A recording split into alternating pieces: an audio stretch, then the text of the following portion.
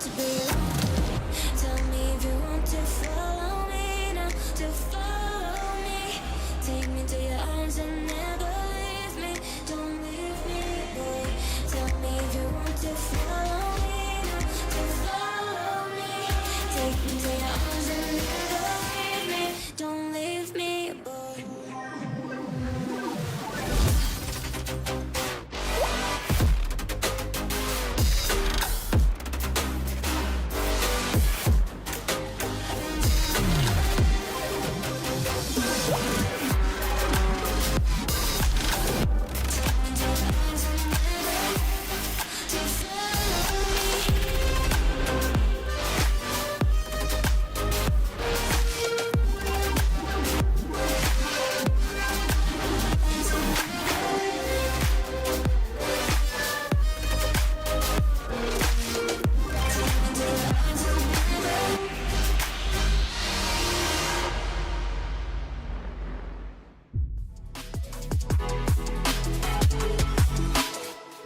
Four French drivers at the French Grand Prix trying to win this on the final lap. The three wide again, Guillaume down the inside. Guillaume moves across, they're both in front of Milan and But Pouget. before you know it, we find ourselves here in the very final race of the competition. And then they see truck racing and they think, this is crazy, you know, these are 5-ton machines, 1,200 horsepower brake. Oh, look at that switchback. Oh, he's been mugged and a safety show off.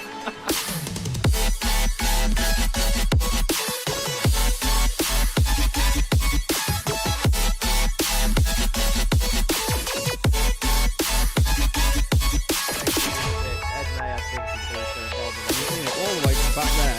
Still on board with Ben Gregory now, I love it. 10.5 minutes gone, Senna Lanson tries to go for the race lead.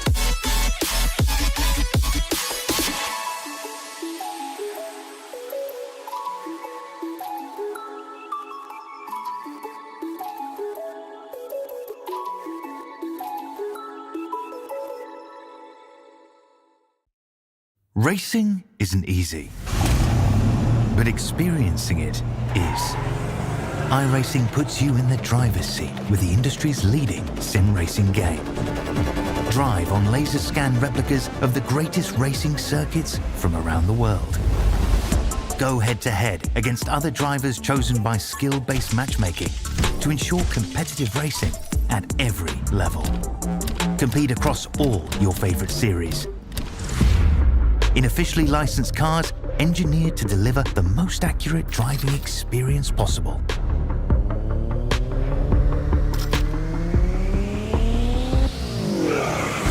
Join a race or host your own with players from across the globe. Race against the computer or in a league with friends. Feel the thrill behind the wheel. Visit iRacing.com.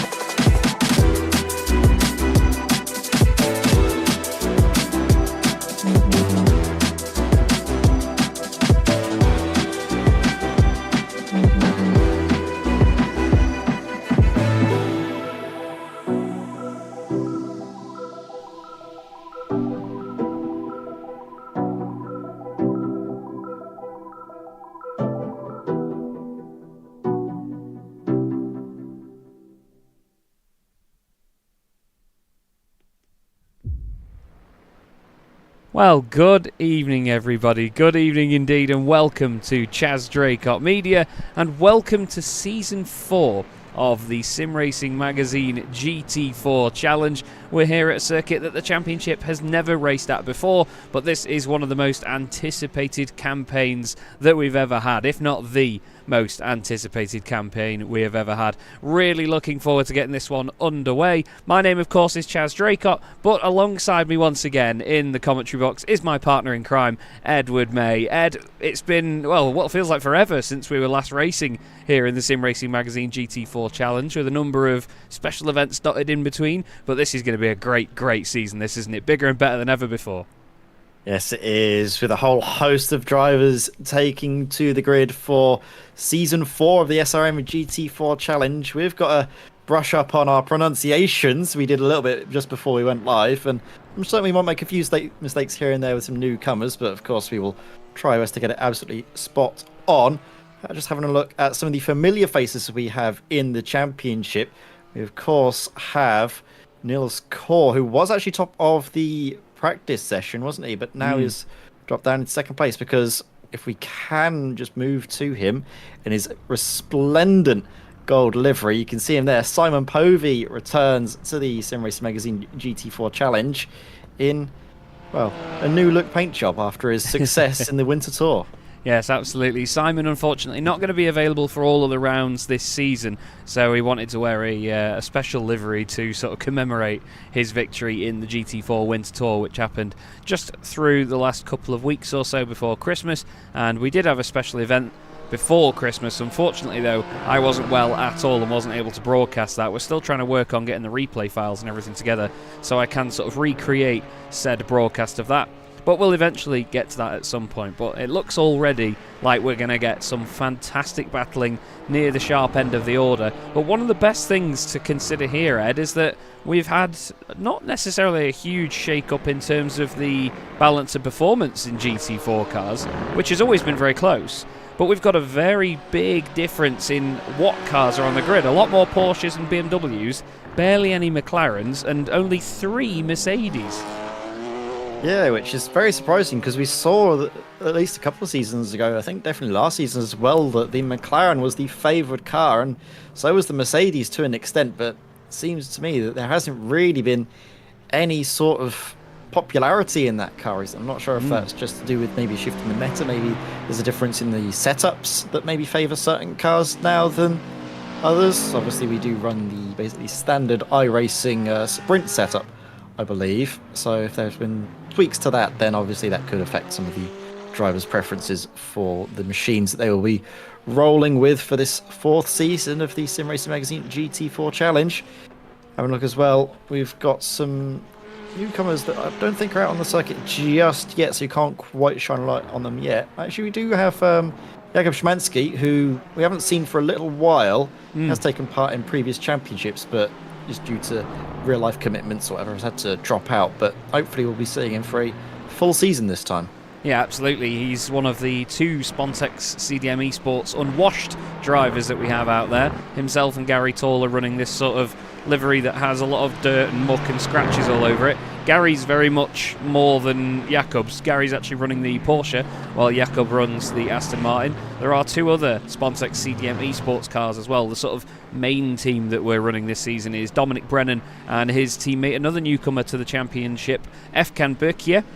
And we also have, well, Regenta Sim Racing back with us as well. These guys right up there at the sharp end of the order. Matt Slight and Taylor Adams. And we also have the Danny Lee Pro Simrig team as well, handily together in the pit lane there in their gorgeous Danny Lee Pro Simrig liveries. But if I'm honest, it's looking like a very, very tight scrap between a lot of these guys at the top end of the order, Ed. There's so many of them so close together. I mean, top 4 less than 4/10 of a second. And let's not forget, this is all taking place on a circuit that the championship has not been to before. Laguna Seca, a great place to go racing, and somewhere that we have yet to be, somewhere that we have been yet to visit before now. Yeah, and it's very intriguing, because that's going to be a bit more like a great equaliser for a lot of the newcomers that are making their first outgoing in the SRM GT4 Challenge, just because this is a circuit that even the more experienced drivers haven't had the chance to race around in these cars before. Obviously, they may have done so on official iRacing sessions or in other league events, but in terms of the unique style of racing that we like to develop here in the SRM GT4 Challenge and the drivers that they're used to racing against, they've not done it before, so this could be interesting to see how they manage, both new and experienced. Newcomer Dennis Van Bielen here for the Chicane Online Racing. Lovely paint job there, isn't it? A black, white and a red. You see it a lot of times on different cars, but works so nicely with that spec map.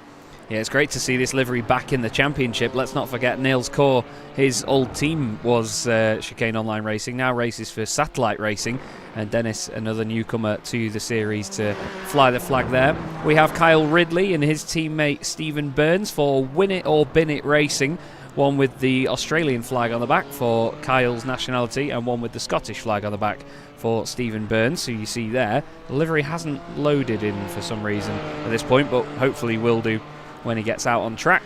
But these guys have traded in their Volkswagen Jettas, they've told me, because these guys raced together in the Racing Line Jetta TDI Cup and in the British Boring Car Championship here on Chaz Draycott Media, and they've swapped them in for some very tasty BMW M4s, which is another car that we've got a lot more of on the grid. We only had 2 or 3 in previous seasons, but I mean there's a good 5 of them right in the middle of the pack. We've got Nils Core near the top, and also the Minardi Simsport cars of Ben Chalcraft and Mike Murphy, also BMWs as well. And let's not forget they've got this gorgeous Seabrook Crisps livery that they're going to be running this season, which looks great. What other liveries have we got? Well, the Myers have tried to wind us up because we said about how similar the yellow and green teams were last season for Morris Racing, green and yellow. They've all got identical Jägermeister branded liveries for this season, so they've literally made them all exactly the same. We are just going to have to pick them apart by number, so that's part of the fun. SRM have a new livery as well, the gorgeous, it's like the old Newman Porsche livery. There's SRM black and SRM yellow. We have Legends Racing, which is Mark Johnson and Gilles Gardner. Those two have teamed up. And RD Simsport are back once again with this man, James Holman, hoping to go for championship glory. He said to me yesterday that he's trying to go for a race win with his 3rd manufacturer, which would be mighty impressive because he's done it in a Porsche, he's done it in an Aston Martin, and now he's going to try and do it in a Mercedes. And to be fair, if there's anyone that can do it, it's probably James, isn't it? Yeah, definitely would be. I think we've seen only one other driver manage that feat, and I think it was Simon Povey, because he started off in the Porsche, then midway through season 1 switched to the Aston Martin, and now has been running in the McLaren and been getting race victories in that bit of kit as well. So it'll only be him and Simon Povey who will complete that feat, if of course James Holman can do that in the Mercedes. Everybody now leaving the pit lane for the first qualifying session of the season. We're having our endurance format this evening that you all know and love from the Sim Racing Magazine GT4 Challenge. Seems to me like Stephen Burns' livery is still not working, unfortunately, so there may be something that I have to do at my end to figure that out. But he's the white BMW in the foreground there. It doesn't seem to be changing. But yes, we have an hour-long endurance race for this first race of the season, and throughout the championship we have the calendar split into 4 categories basically. We've got the 3 race meetings in America where we have an hour-long endurance race for each. We then have a week off on the 6th of February before heading to our sort of first part of the European tour, so to speak, going to Silverstone, Chaz. And then we go to Lebanon in France, where we have our first sprint race night of the season with a 20-minute and 30-minute sprint race like you would have seen in the GT4 Winter Tour. We have an endurance race at Spa-Francorchamps. Then, interestingly, right in the middle of the season, we have week 13, where any changes to the balance of performance will be made by iRacing. We come straight back for sprint racing at the Red Bull Ring. Then we go down to Monza and into Spain to go to Jerez, where we had a belter last season. And then we go back over to Australia and Asia for the finale, because we spent a lot of time there in the Winter Tour, didn't we, Ed? And we had some great races over in Japan and Australia. And we're going to be visiting some of those circuits yet again, but in the full campaign this time. Yeah, definitely. We did have some excellent races, and I'm really looking forward to seeing how the drivers feel going back to those circuits, but also, you know, the more traditional Sim Racing Magazine style of circuits. Obviously, Daytona is one where we've seen some excellent racing, haven't we? Some dramatic finishes as well, so stay tuned for that one. Of course, highlights will inevitably be Spa, because that's also brought out some excellent races, as well as Monza. Just a real star-studded calendar lineup we have there. Just seeing the drivers get ready now for their first flying laps. Usually it takes them a few sort of rotations of the circuit to get the tyres properly warmed up and in the right operating window. We'll see though. I think at the moment this is Matt Slight just going down through the corkscrew. Gorgeous This is, I livery. believe, on a opening, sort of a warm-up lap more than anything else, though. Yes, yeah, absolutely. He's actually no. I think this is his first flying lap. Actually, he was the first one out of the pit lane, but I don't know if this one will count because he went very far over the curb at the corkscrew, and there was a couple of drivers actually during the practice sessions that we've had over the last few days saying that the track limits there have been really, really harsh. So we'll have to see whether this one counts for Matt Slight and Regenta Sim Racing. This gorgeous sort of dazzle camo livery does not put a time on the board, but a fellow dazzle camo enthusiast of Mike Horder goes fastest, and then Taylor Adams instantly removes him, and Simon Povey removes him by another 0.6 of a second. Goodness me, nearly 0.6 clear already. The reigning Winter Tour champion Danny Lee goes into third position for the Danny Lee Pro Sim Rig team. It was his teammate we were looking at not long ago as well, actually, which was Dean Powell, but Dean's actually come into the pit lane. We've got Drew Fletcher back this season as well, which is good to see for SRM Yellow. He's teamed up with Paul Goffin, those two racing in the Porsches. I think actually all the SRM drivers are in the Porsche for this season. We also have a teammate for Nils Core this season. He's actually brought with him Ryan Walker, the Scottish driver. He's a sim racing commentator himself as well, and he's going to be flying the flag for Satellite Racing and hoping to help them in the Teams Championship. That's another thing to consider as well, isn't it, Ed? We've got a great lineup of teams in the Teams Championship this season, with a good, I think, 13 teams all vying for the top spot. 14 teams, I must admit. Yeah, plenty of drivers looking to take top honours in the Teams Championship, but it's difficult to pick a favourite at this moment in time. Obviously, we did see Regenta Sim Racing were both up there, both Taylor Adams and where's his teammate now gone? Matt Slight. Got to try and remember all the teammates again. That'll be difficult. But Matt Slight, like you say, just up ahead of Taylor Adams. Actually, there's a paint job that we haven't had a chance to look at, and I really do want to shine a light on, Chaz. Yes, absolutely. We will get there when I can find him on the Three. I can't find him in the timing screen. There he is, Pete Thickett in the Scuderia Chicken House machine. Obviously this take on the old BMW M3 Tic Tac livery that used to race in, I believe it was in DTM in the late 80s, early 90s, and it's literally just the egg livery of Pete Thickett. And it was actually quite a funny story really, isn't it, Ed, because he was going to run a Jägermeister inspired livery, and then all of a sudden Ralph Mayer and Heinz Mayer announced their livery for the championship as a Jägermeister livery instead, so we had to start once again and go back to the drawing board. To be fair, that's a very happy accident because I'm in love with this paint job. I It's awesome, really isn't do it? love it. It's wonderful. What came first, the chicken or the egg? Well, we'll find out one way or another. The Scots are sticking together at the moment because Ryan Walker and Stephen Burns are 21st and 22nd. The two Scottish drivers right together in the middle of the pack. We've got a couple of drivers yet to set times. Nils Core is one of them, and he's right behind Simon Povey on the circuit. Just going through the last couple of corners now. Hard onto the brakes into this hairpin. Matt Slight's gone second fastest. So Regenta Sim Racing are not mucking about here. They are here to play, and they are certainly setting rapid lap times. 1,000th of a second between Mike Murphy and Dominic Brennan. Fifth fastest goes James Holman, and no representative time yet from Nils Core. We'll have a look at the Minardi SimSport car, by the way. This is the Seabrook Crisps livery that they're running. They were running this during the Christmas special, the Christmas lights switch off, and I unfortunately haven't had a chance to see it yet before this, but we have Mike Murphy in the green and white livery, and then Ben Chalcraft in the yellow and white livery, obviously implying the different products from the Seabrook range, which I absolutely love. It's great entertainment, and again, it's just this sort of embodiment of the positive vibes that we have here in this community and in this championship. We're going to have an entire just supermarket at this point. We've got the Spontex cleaning products. We're going to have the crisps. So we're going to have, Mr. Kipling on another aisle or something for another season potentially. Just looking inside the top 10, Efkan Berkia, the newcomer, is currently just inside that top 10. Fausto Pinto is going well in 12th place at the moment. Seems like there's a big shake-up in the order here. Some of the cars and the Porsche especially really suiting a lot of these drivers and going well. Gary Tall has just gone second fastest. There's the very mucky Spontex CDM Esports unwashed machine. He's just gone second fastest, like I say. So it's Spontex first and second at the moment, with Simon Povey going for gold, quite literally here. That is something we're going to be saying a lot. James Holman's gone fourth in the Mercedes, ahead of Taylor Adams, Danny Lee, Mike Murphy, Dominic Brennan.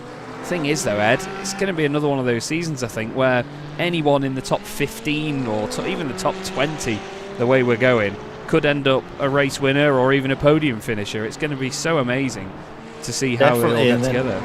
Absolutely, Chaz. And then if you combine in that with the sprint format and the slightly reshaped second race that we have, with the drivers slightly being reversed, can also provide some very surprising winners. Maybe drivers in the top 20 could see their day up on the podium. It's just one of those things that the drivers need to be more aware of with this new season, a slight change in format.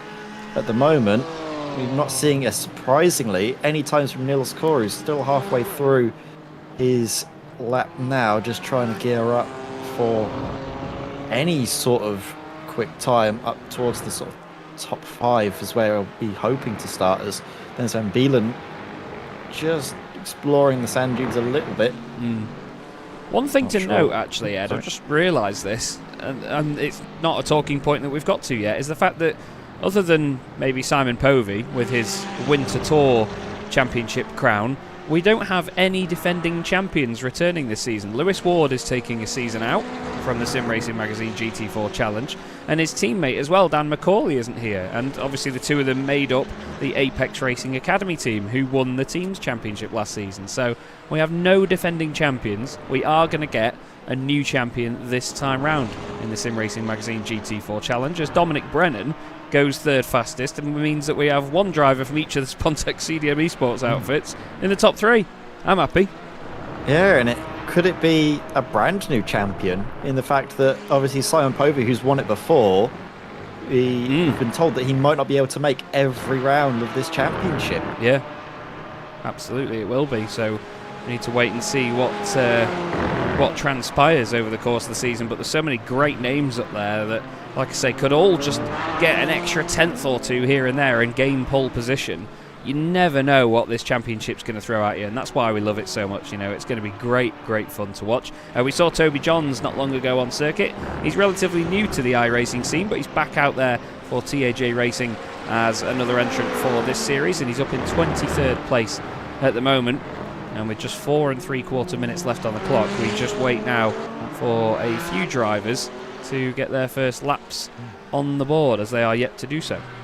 Big fan of Toby's paint job there, actually. It's a nice sort of like satin finish, isn't it, on the slightly shiny blue on the front. Very nice indeed. You can see it there. Just when the sunlight glints off it, we won't get a good view of it now as he comes into the pits. Just hiding in behind the barrier there, but still looking very nice.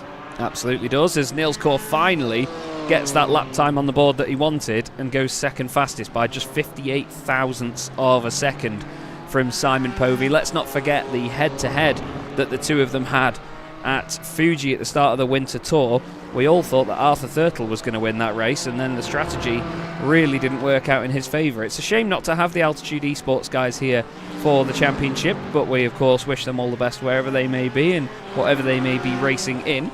We also want to send our well wishes to Rob Sharp as well. Rob has been a regular of the championship since the very beginning, but unfortunately had an accident over Christmas and has broken a number of ribs, so will not be able to race with us for quite a while. So obviously we hope you're doing all right, Rob, wherever you may be, and hope you had a better new year at least and enjoy the racing from a bit more of a relaxed position. And of course we look forward to the next time we will see you out there on track. We've had a purple fourth sector from Simon Povey here, Ed, but I don't think it... No, never mind. It's enough to go even quicker. Wow, he didn't even improve in any other sectors. What? Shows just how important that little bit of time must have been for his lap time there, and how close away he might have been from improving on all of those other sectors. The consistency of Simon Povey is, of course, one of his strongest assets. That, and of course, ridiculous pace. Looking as well, obviously you mentioned Rob Sharp. We do have a couple other drivers on the reserve list. We may still see Rob Sharp before the end of the season if he manages to get back up into fighting fitness again. But we do have Danny Jones and Stephen Kershaw. And surprisingly enough, we were talking about the resurgence of the Porsche and the popularity of that car. all three of those drivers on the reserve list have opted for the Porsche. Yeah, absolutely. It's a very, very popular machine all of a sudden.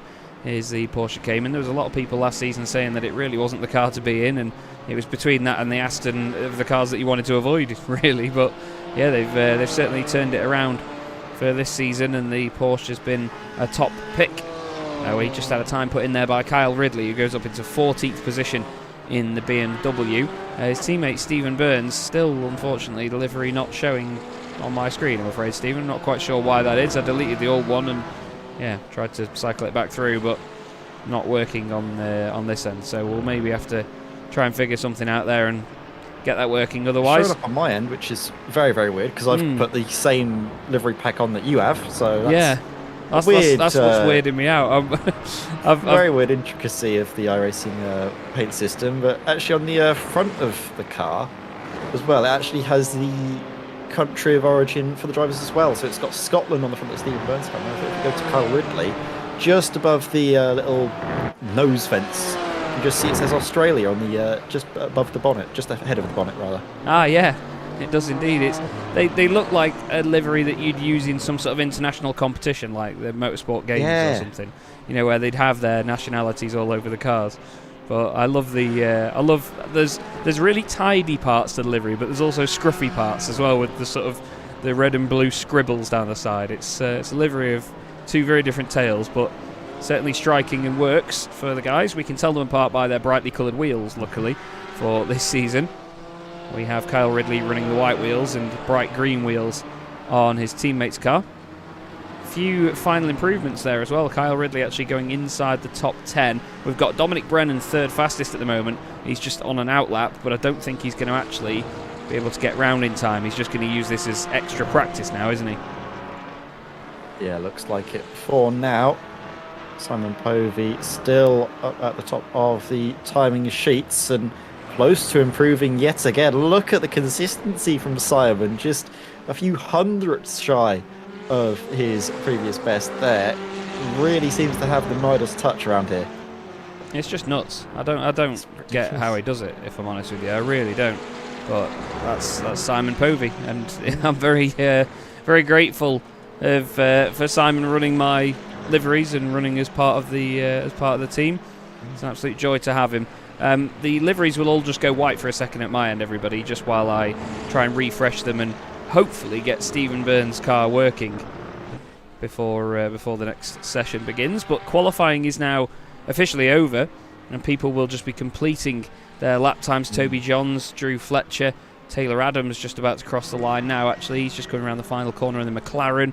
Doesn't look like any major improvements from him. Mark Johnson is going to be next up in the Aston Martin. Mark, a huge fan of Aston Martins, and he is stuck with it again for another season, hoping that it will come good for him at some point. He's 23rd at present, but with 2 green sectors, he may move up from that. Oh, he doesn't quite move up, unfortunately. Bristol Smith moves up though, I think, just ahead of Kyle Ridley, now in behind his teammate James Holman. Ryan Walker's going to be next up to cross the line. Car 64, another Aston Martin for Satellite Racing. His teammate Nils Corey is actually on a good lap here. He's done a purple Sector 3. What about Ryan Walker? Where does that put him?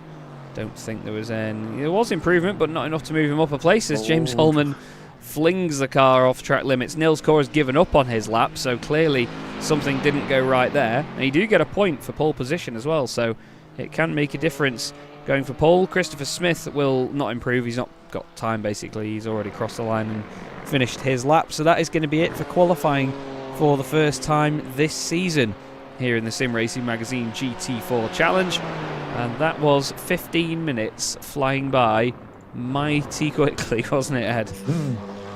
Very quickly indeed, but those 15 minutes, they tend to have the same result as we're used to seeing with Simon Povey on the top spot, at least for the start of the race. Niels Kaur in behind him as well. What a front row that is set to be. Dominic Brennan and Gary Tall, 2 Porsches on the second row. Keep your eyes out on them, because those Porsches do accelerate very quickly off the mark.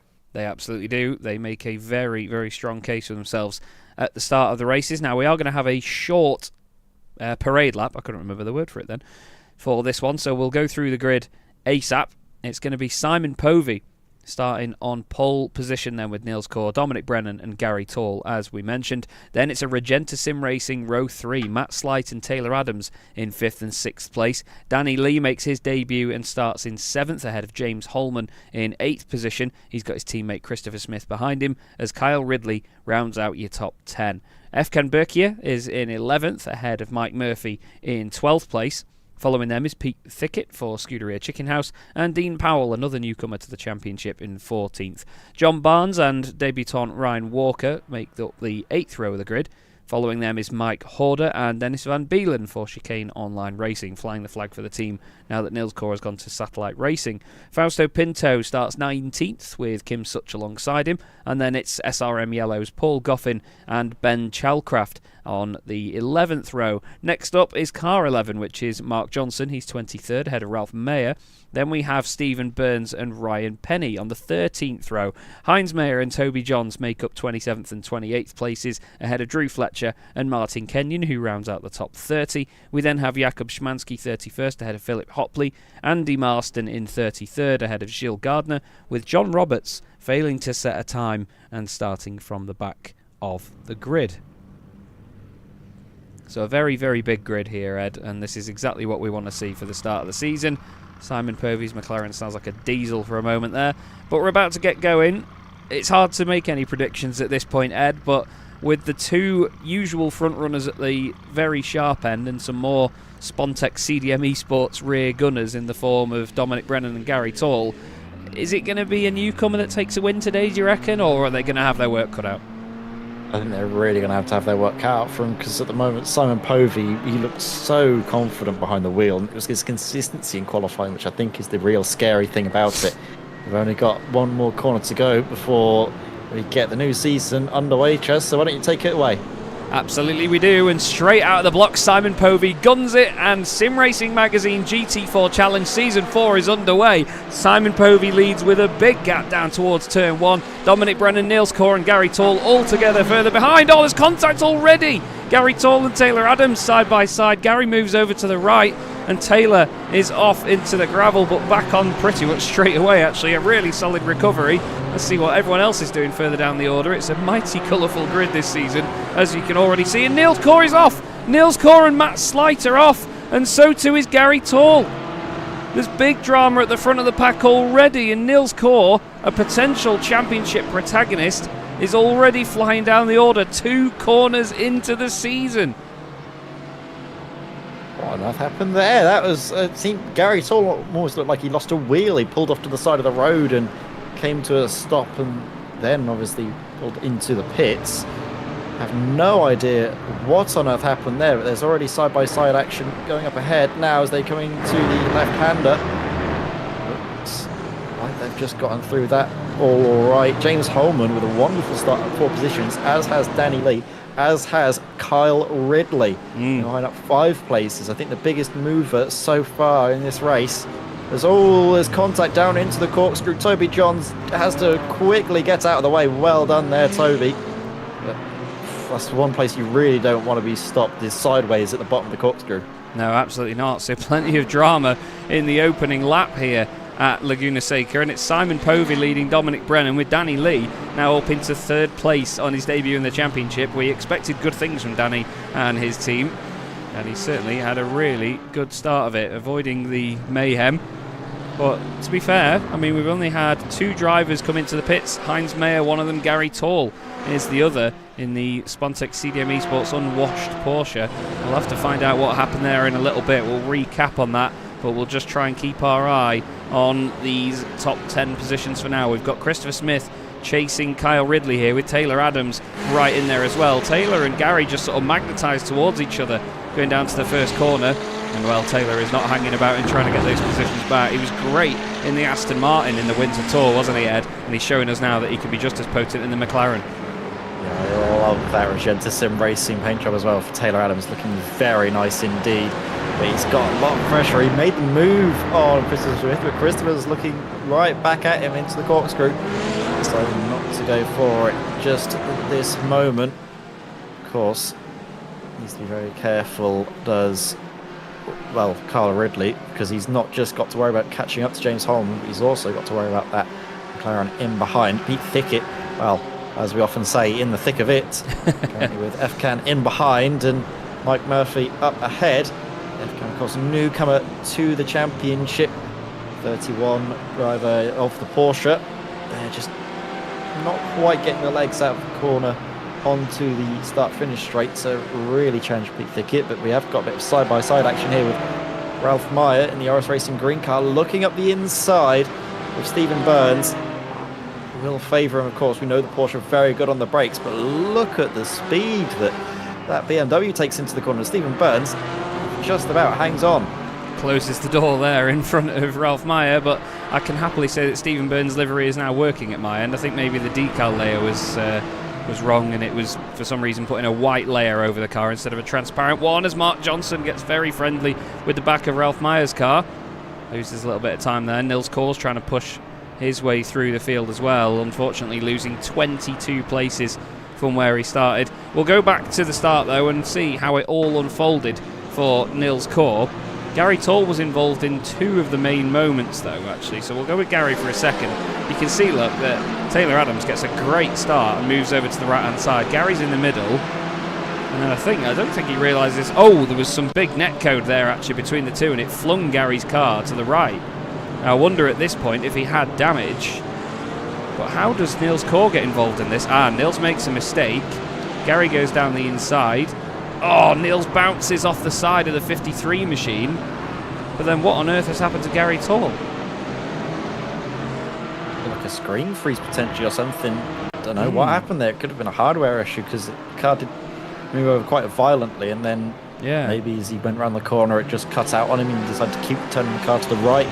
I'm not 100% certain, but he has had a lot of technical issues with his PC in the past, I remember. So yeah, I was just about to say he's been a victim of those in the past, and he also hasn't returned to the circuit since. So this is potentially another hardware issue for Gary Tall. The Gremlin's still in force. Oh my word! Jakub Szymanski there with the pull shot, to say the least. I think that was Jakub just getting into the back of the car in front. Yeah, just kisses the back of the 222, hits him into Drew Fletcher, and then into Toby Johns, and all of them went skidding down the hill. Look at Nils Kors here as well, having to avoid the stricken McLaren. Wow. That was a very scary moment indeed. Plenty going on in this race already, but to chill it out for a second, it's Simon Povey leading the way with 54 minutes to go. Dominic Brennan, his teammate from the past couple of seasons, behind him in the Porsche. Danny Lee holding on to third, as I think that was Heinz Mayer just moving out of the way of everyone. Danny Lee in third, 4 places gained. James Holman, 4 places gained. Kyle Ridley, he's the best of the rest at the moment in the top 10 anyway. 5 places gained for him in the BMW. And we've got all 5 manufacturers in the top 5, Ed. How cool's that? Very nice indeed. And Dominic Brennan actually with the fastest lap of the race thus far, currently with a 27.25, reeling in race leader Simon Povey. It is a Spontex 1-2, but of course they are technically driving for different teams. Simon Povey, the lone runner in the Spontex CDM Esports Gold, with Dominic Brennan bagging some good points for Spontex CDM Esports. His teammate FCAN is currently in 10th place, getting some points as well. We do have to focus, of course, on the team's championship. RD Simsport as well, 2 of their drivers up inside the top 10. Christopher Smith in 7th, James Holman up in 4th. Good start for their season so far. Just you can see the front end not quite as switched on as the McLaren there, but of course the McLaren can't ride the bumps as well as the Beamer, so that is where the cars have their strengths and weaknesses. You see the confidence of Christopher Smith through the corkscrew to carry the momentum through the car and trust that the sort of angle, the camber of the circuit will just launch him through. This right-hander I love because you can take a lot more speed in than you think just from a sharp angle of the corner, but then the camber really just eases you through it. Now, final corner, really shallowing off the exit is Christopher Smith, and while he's going to be getting a good run, so will all the cars ahead. We count these slipstream as FCAN drops out of the top 10. There was that little bit of a mistake coming out of the final corner, losing 3 places. Yeah, FCAN Birkia just had a bit of a moment there. Oh, I wondered why Pete Thickett came in the pits so early. Wow, it said that Pete Thickett was in the pit lane, on his way in, and he's wedged in the tyre wall. I'm not sure if that was a misjudgment or what, but they both sort of went one way, then the other each, didn't they? FCAN went to the left and then sort of went to go over to the right-hand side where you naturally drive over to there, and then Pete Thickett kept the car in the middle of the road. It was just one of those real unfortunate timings, I think, as one went one way and one went the other. Yeah, and that's all, of course, something that FCAN will get more used to, is just the way the drivers around him, their styles, how they like to defend, how they like to attack. That was maybe just a bit of miscommunication more than anything else. I don't think there was anything malicious whatsoever. Kyle Ridley in the Winner or Binnett Racing 27 BMW being hounded here by Taylor Adams, who's just having little looks, isn't he, up the inside, not in any real attacking sense, but just to let him know that he's there, filling up his mirrors. Danny Lee's having to look at his mirrors as well, actually, as James Holman fills those with that very angry looking Mercedes. We've seen some excellent drives from James Holman in this championship before, and we know that he is going to do the same this season. But Danny Lee, very formidable opponent as well. Love the livery on their cars as well, it's really clean. As Holman looks down the inside into turns 1 and 2 to try and just unsettle Danny that little bit. But it's going to take more than that to unsettle him. James, of course, used to race in Legends in the real world, so he knows what close racing is all about. He knows what fair racing is all about as well. You have to be on your A game to race Legends, and you really need to be on your A game when you set car cameras up as well. I need to move this camera because you can never see. The Aston Martin's wing is perfectly placed to just fill a car of that distance away. Look, James Holman will just disappear behind it for most of this lap. But this is a fantastic train of cars we've got going on here. We've got Mike Murphy having a solid start to his campaign as well in the number 22 machine for Minardi Simsport. And as he goes up towards the corkscrew once again, he's got another green and white car behind him, but unfortunately a lap down now, Pete Thickett, after his earlier incident. Yeah, it's just one of those things. It was unfortunate the incident happened, then of course that it happened where it did, because that put him down having to go through the pit lane, or rather being embedded in the pit lane and having to essentially get towed into said pit lane. Dean Powell in behind him now. Obviously the main driver he's going to be looking to race will be the car ahead of Mike Murphy. At the moment he's in a comfortable little bubble in ninth place, as well. This is anything but comfortable for Nils Core after his earlier incident. Just running a little bit wide of the apex, worried about essentially Gary Tall in behind, caused the contact, sorry to lose all of those positions. He's gained one back though, hasn't he? Lovely move up the inside of Stephen Burns. I can set the sights on the other BMW of Ben Chalcroft, the Minardi Simsport car. He's back into the points with that now as well as Nils Core, because you get points all the way down to 20th position. The points scoring system is actually very sort of watered down from what we've had before. In the first seasons, you could gain a massive amount of points by just winning a race. If you won a race, then you would basically be confirmed as the championship leader before the next round, basically. But this time we have 25 points for a race win in an endurance race, with 22 for second place, then 20, 18, 16, and then the remaining 15 positions are only 1 point difference, so it's bound to be close throughout the whole season. And when it comes to the sprint races, it's simply 20 for a win all the way down to 1 for 20th place, so you don't even get any sort of extra points added on for winning a race. You don't have a sort of 2 or 3 point buffer over the cars behind you. So the sprint races, sure, they still are an opportunity to score points, but you can't gain as many in the championship as these more important endurance rounds, which is what the championship has always been built upon. So these are the ones to focus on, these endurance races, especially if you're in those top 5 places, because you get a free point or 2 extra over the cars behind. Yeah, definitely. Of course, in these those sprint races as well, the slight change in the format also incentivises drivers to not worry too much about losing a position, because they only lose, say, if they're up in the first place, they only lose, say, a point than what they would have gotten before. So it's not necessarily the be-all and end-all to fight for those positions in those sprints, especially when there's the two of them. It's not really something you'd want to throw away a second chance for some good points in the first race. Danny Lee, some good points on the board as it stands in third place. James Holman, though, reeling him in. Could be about to change. Dominic Brennan, after his good pace earlier on, has just started to trail back a little bit from Simon Povey. Simon's times keeping it ever consistent. That was his previous best, actually, 1 minute 27.49. See what the timers will be as they come to the line now, just to give an idea of which way the gap is going. No, it certainly looks like Simon Povey is in strong control of this race. Yeah, about over the line now. Looks like it as well, based on the times that they've just been setting. Yeah, about a tenth and a half between the two, so not much between them, but a great run so far by these pair. They've got a good, 6.3 seconds over the battle behind, which is Danny Lee ahead of James Holman. These guys are not doing slow laps at all, but the top two have just broken away tenfold at the moment. They're doing a wonderful job. They've obviously had that gap open up behind them after the early incident, and they've just run with it from there. We've got a number of drivers all together, actually, just inside and outside of the top 10. Dean Powell, John Barnes, Ryan Walker and Mike Horder all have gained 5 places each, so they've all sort of moved forward as a quartet from where they were on the grid. Ryan Walker having a solid start to his championship campaign as well in his first race.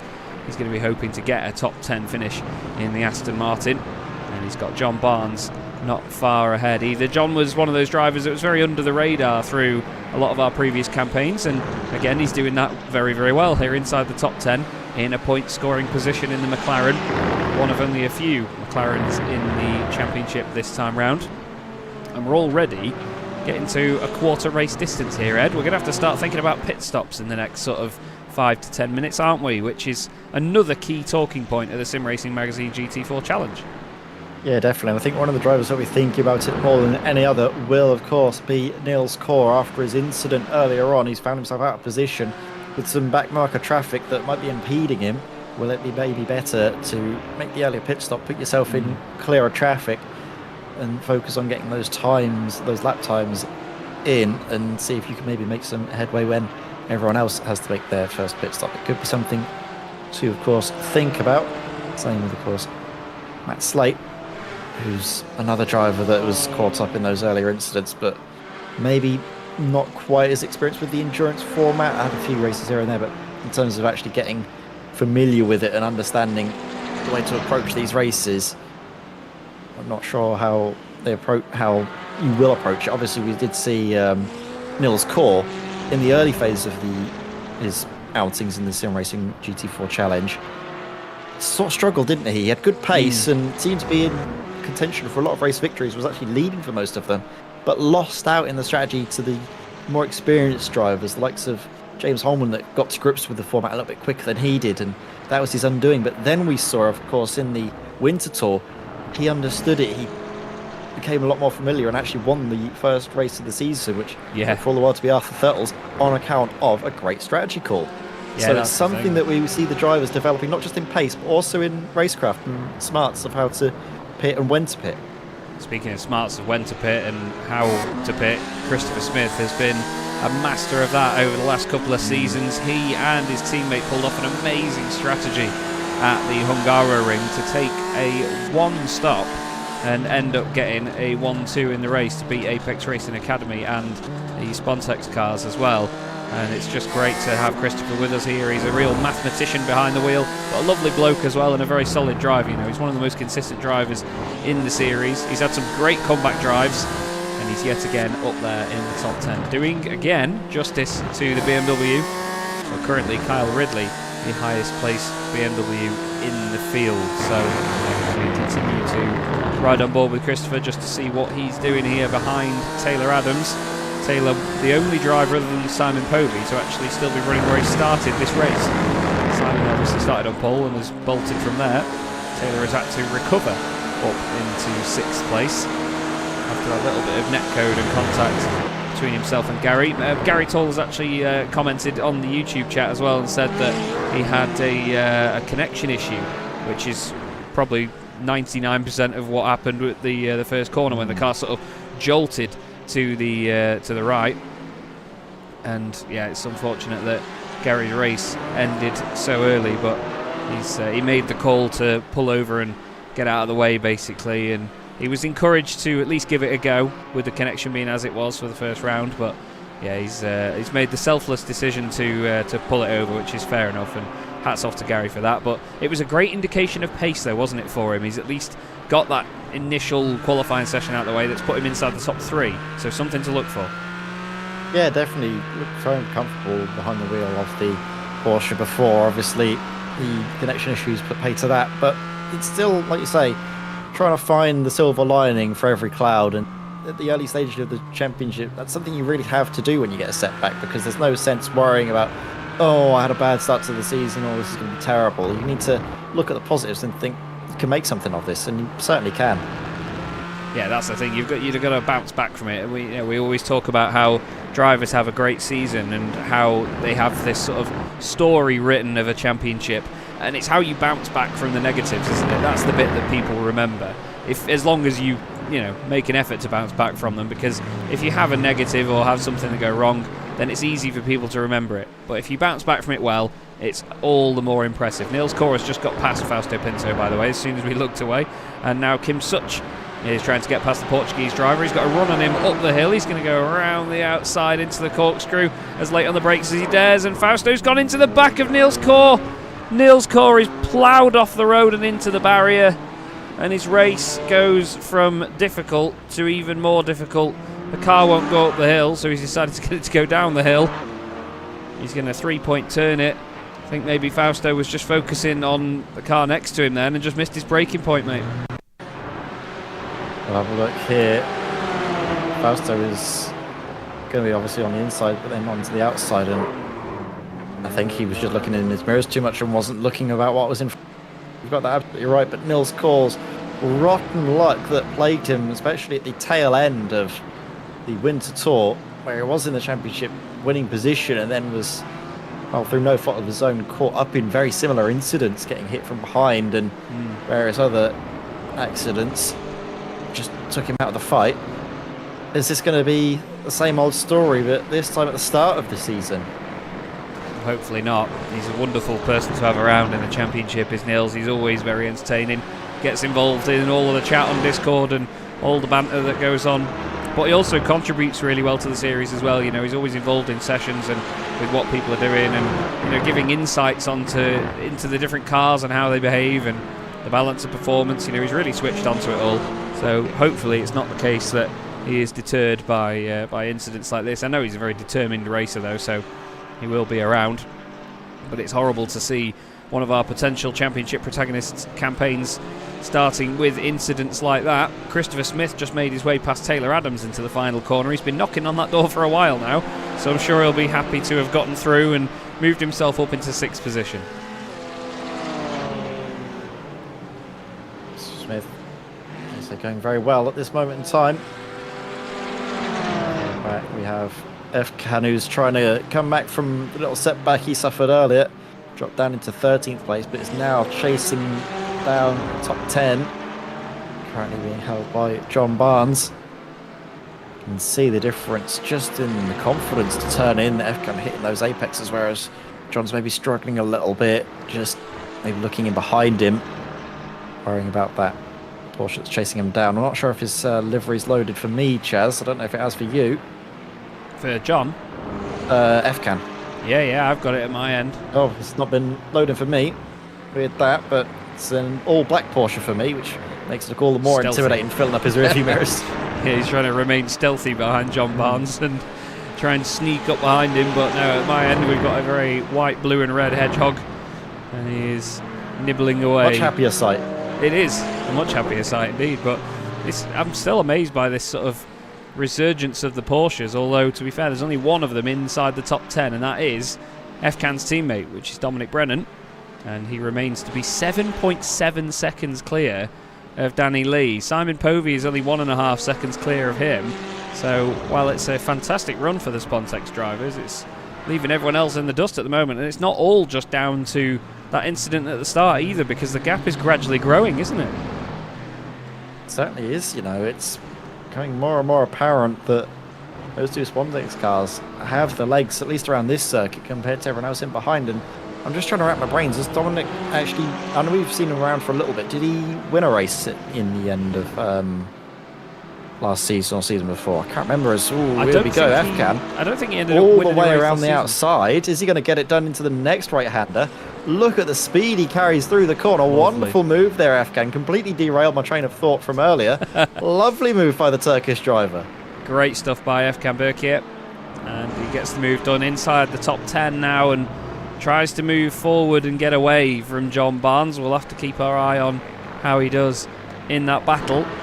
I'm having a look back and seeing whether we had a win from Dominic Brennan. We didn't have one in Season 3 or Season 2, but I think towards the end of the season, in Season 1, the very first inaugural championship, Dominic was a double race winner. I believe he won at Monza, and then potentially, I think it was Imola right near the end of the season, where he took race victories, and it was very, very impressive. It was Imola and then Monza, actually.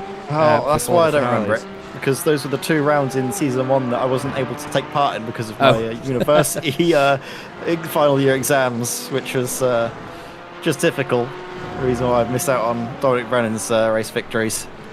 But yeah, he had a great resurgence towards the end of the season. He was just a privateer then as well, and then teamed up with Simon Povey for the following season. And from then on, he's been a constant front runner, and he's not won a race since, unfortunately, but he's been knocking on the door, and he's had a lot of second and third place finishes, a lot of podiums. So it's round the corner, I'm sure, for Dominic Brennan. But there is a number of drivers, to be fair, in this very talented grid that could all take a race victory. Christopher Smith is another one that has knocked on the door many a time in the series and not quite got there to win a race. You never know, this season could be the season. There's a lot of BMW drivers out there that could all potentially work together.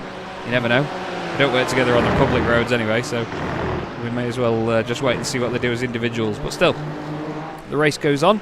Matt Slight here is behind Ben Chalcraft for 18th and 19th position. Matt recovering after his earlier incident. Ben is pushing that BMW to its limit by the look of it. He's really wrangling it and using all of the road around the outside as Danny Lee breaks the seal and comes in. He's the first driver into the pit lane. We are going to see a number of other drivers come in as well. Taylor Adams and Mike Murphy both coming in. Very close to the halfway mark of the race. Do you reckon some drivers, if they've been able to save enough fuel, could make it on a single stop? I mean, we mentioned the RD Simsport drivers of Holman and Chris Smith at the Hungaroring, and this is a circuit that isn't totally dissimilar, very tight and technical. You're on a throttle for not really a massive percentage of lap compared to other circuits that we might go to later on in the calendar. So this could be a circuit where you could maybe attempt an alternate strategy. I think the uphill section might put pay to that, just because of how steep it is. But then again, you've got a downhill section to go with it, so you never know. People could do some fuel saving down there. We'll have to I wait had a and little see. bit of fuel saving when we were on board with Christopher Smith earlier on that I was about to mention before we were obviously distracted by battles elsewhere. Speaking of battles and overtakes, we do of course have awards for the drivers in each round of the championship. Of course, you get awards for winning the race. You also get an award for being the safest driver, and also if you DM Heinz Meyer a lap sort of a corner, what the move was, you could be in line for a move of the race, which I certainly think Efkan could be in line for after that wonderful outside line overtake he made on John Barnes. That's something as well that the drivers all get across the season, which just helps build a bit more of a community aspect of everyone being rewarded for doing little things here and there throughout the championship, not just for winning races. Yeah, and of course it's a perfect moment to thank our sponsors of the championship, Oris Digital, Crockery Direct and Derbyshire Holiday Homes. We are supported by them season after season and very grateful for it indeed. And Oris Digital are the ones that put together the medals and certificates with Crockery Direct.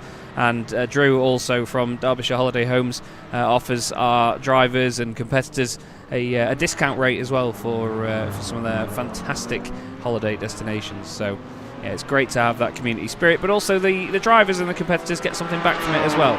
You know, I was very grateful over Christmas when I was very, very ill to receive a medal from Heinz for my commentary services for Sim Racing Magazine, which I was very, very grateful for. And the chocolates were divine as well, I must say, Heinz, so thank you very much. But yeah, we have nothing short of a pit party right now, to be honest, Ed. There's about 700 cars leaving the pit lane all at once here after they're shuffling about and refueling, and I don't think tyres for anybody by the look of it. It's all about 23, 24-second stops, isn't it? Looks like, of course, tyres are done at the same time as fuel. So on this first stop, you can maybe take front tyres. You saw one of the cars coming down onto the jacks, but still staying stationary as it's taking fuel on board, then getting underway. That looked to be, I think that was one of the Aston Martins. Couldn't quite see which one. Niels Kaur comes out of the pit lane into 22nd place as the front runners now make their way into the pits. Race leader Simon Povey stopping in his pit box with Christopher Smith in behind, Kyle Ridley, Ryan Walker and Mike Horder. So we'll see if any drivers that pitted earlier are able to leapfrog them, get up the order. Yep, Simon down off the jacks, so he's taken tyres. 24.8 seconds for him, so a pretty standard length pit stop by the look of it compared to others. There's Dominic Brennan going by on the left-hand side. I think the white and blue car just coming through there is Danny Lee, actually, in the Danny Lee Pro Sim Rig car. He has got behind him on the circuit Martin Kenyon in the Spirit of Yorkshire racing car. That's a machine we haven't seen yet, with the Macmillan Cancer Support branding on the back of the car as well. Martin's always had these gorgeous liveries, and he's incorporated the Macmillan branding really nicely to that gradient on the back of the car. Racing in the number 8 for this season. He's currently running in 30th position as of right now. Not in a point scoring place as of yet, but you never know. These races can develop very quickly in the second half, which we're about to get into, Ed. It's still Simon Povey, Dominic Brennan, Danny Lee, and then Kyle Ridley has got ahead of Taylor Adams, which is quite an important move. But at the moment, it seems like everybody's in before the halfway mark. No one's able to save enough fuel to get it as a one-stop race. And at this moment in time, James Harmon has actually dropped back quite considerably. Yeah. He was up in the fight, chasing down Danny Lee, and all of a sudden has dropped way back, as I think Taylor Adams is now just about ahead. They go into the corkscrew. Taylor Adams diving up the inside. You can see a little look from Christopher Smith. He was trying to get an opportunistic move, and he does, as out of shape Kyle Ridley at the bottom of the corkscrew. Well held, but he does lose out on those two positions as a result, dropping in behind Christopher Smith. But lovely move there by Taylor Adams. Saw a gap, went for it, and then that just threw Kyle all sorts of out of shape. But I wonder what had happened to James Holman, because he had a very slow pit stop, was stationary for 37 seconds. Yeah, it's not even like he's had a penalty added on top, because normally it takes them way over a minute when they see that. So, oh, I think I know what that might have been. It might have been that you did all 4 tyres instead of just doing the front 2. Maybe if you did all of them, that could account for that time, because it wouldn't take him off the tracks. Oh, he's throwing his nose down the inside of Dean Powell there as well, trying to get the Aston Martin to run wide, and he does so. He puts enough pressure on him. Oh, I think there might have been a bit of a kiss on the exit of the corner there as well. The car moved over to the right slightly, but he now gets in front. They've got Efkan Berkier just behind them, and he's going to try and put more pressure on. But yeah, Dean Powell and Danny Lee both going well at the moment. Both of the Danny Lee Pro Sim Rig cars inside the top 10 here in the Sim Racing Magazine GT4 Challenge here on Chaz Draycott Media. It's great to be back for Season 4, and already it feels very busy, doesn't it, around here, Ed? It's not a huge circuit, and you can see, look, it is all absolutely packed full of cars, which is a great vibe for the start of the championship. It reminds me of when we started last time out at Mid-Ohio. Yeah, we seem to like our sort of like tight and small and narrow circuits with all of the nearly full grid that we have on show. 35 out of a possible 36 turning up to make the start. And the Pro Sim Racing, Pro Sim Rig, doing very well for themselves in the points. Lee himself up on for a podium. Taylor Adams, who's currently for Regenta Sim Racing. Some good points for them as well. We thought that Regenta Sim Racing, after their qualifying performance, could be one to watch, but it's just a case of those incidents early on in the race that have just thrown them off balance, isn't it? Yeah, they've not quite sort of reflected that so far. The score sheet definitely won't show the full story. Never does, to be fair, in motorsport. No. But we've got a good battle on our hands all over the top 10, I reckon. We've had Efkan Berkier has actually gone past Dean Powell now as well. In just those last moments, he actually went through. Looks down the inside, tries to put the pressure on, and again, the little Porsche just so good on the brakes, and then really good at putting the power down as well. Great traction out the corner. A hair between the two of them, but he managed to make it work. Great move indeed. and Matt Slight will be making a move soon, I believe, as he's caught up to Kim Such now. Matt is, with no disrespect to Kim, quicker on paper, and obviously we know that from his qualifying performance he is front-running potential. He's just recovering from the earlier incident that he had during the opening lap.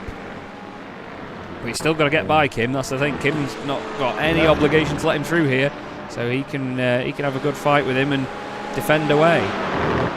Yeah, and he might be looking to do just that as he's covering off the inside into the corkscrew, but has he gone a little bit too deep? That's Slight trying to find the run, but again, Kim's parking his car in a perfectly awkward place just to hold him up. You can just see how much Matt Slight is having to back off of the amount of pace he wants to go through to not run into the back of Kim, but that's just because Kim's really putting his car in the positions to frustrate and hold off the McLaren. But nice exit out of the final corner, and with the run down in towards the first corner, could be Matt Slight here for the taking. Yeah, he's going to have a look down the inside, isn't he? Has to at this point, unless Kim defends it. No, Kim looks down the inside of Andrew Marston, the boss man. As I think he goes another lap down. He does, yeah, he's a lap behind these guys. But he doesn't get in the way. Behaves well as lap traffic. And these guys carry on their way through. Efkan Berkier, by the way, is continuing this very impressive run of pace at the moment as he catches up to James Holman. Now, James on 4 fresh boots, we suspect.